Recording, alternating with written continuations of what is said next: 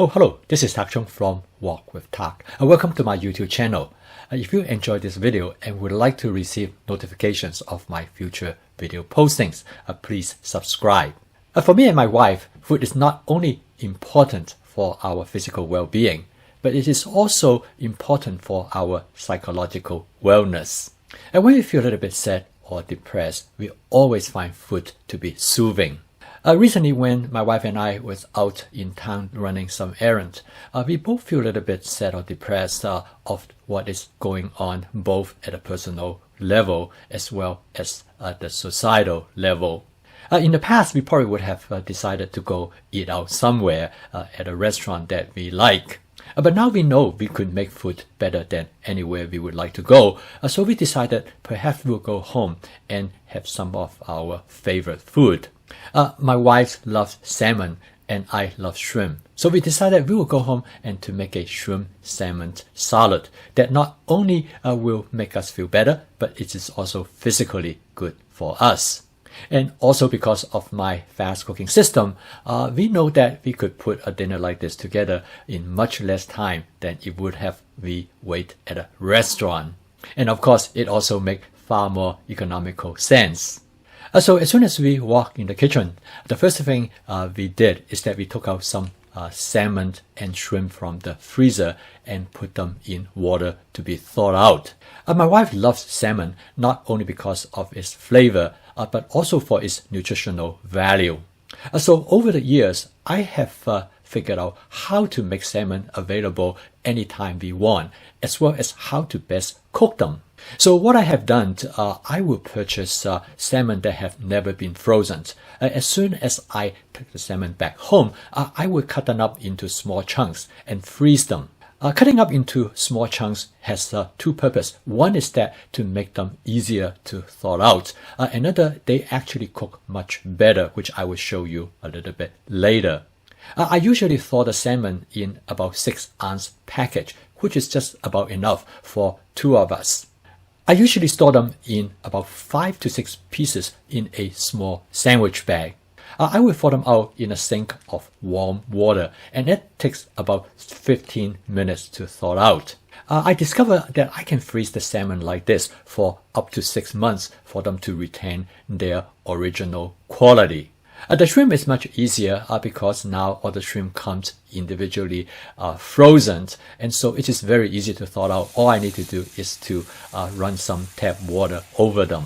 So while we were waiting for the salmon and the shrimp to thaw, now we are gathering all the other pieces for this salad.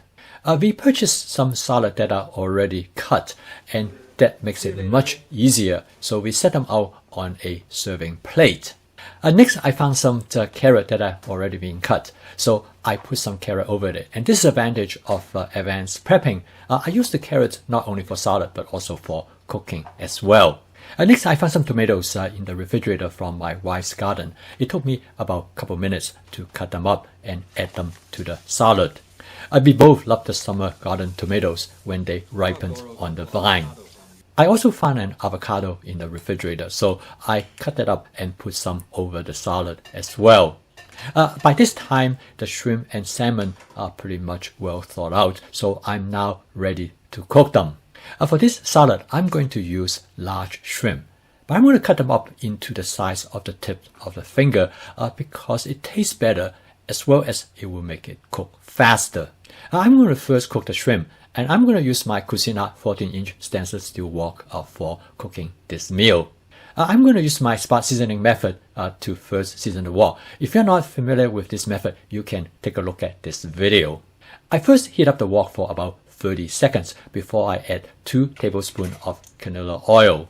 I heat up the oil with the stove set at the high setting, and once the oil starts to smoke gently, I turn the setting to low, and I let the oil to smoke for another 15 seconds. This is the time when the wok is being seasoned. I add the shrimp to the wok. As you can tell, the shrimp cooks very quickly. Usually it takes only about 30 to 40 seconds. One indication that I look for whether the shrimp is done is whether they behave almost like a little pinballs bouncing around in the wok. I'm now going to put the shrimp over the salad It is fast. It only takes about 1 minute to cook them. I then put the wok back on the stove and I add some more oil. I don't see a need to wash the wok before I cook the salmon because all the flavor will blend together. After the wok has been heated up, I add the salmon piece by piece using a tongue with the skin side facing down. Both my wife and I love the salmon skin when it is being fried. Over the years, I have really worked on how to cook the salmon. I discovered pan-fry the salmon is the best way to do it, and also fry them in small pieces is the most effective way to create the best flavor and texture.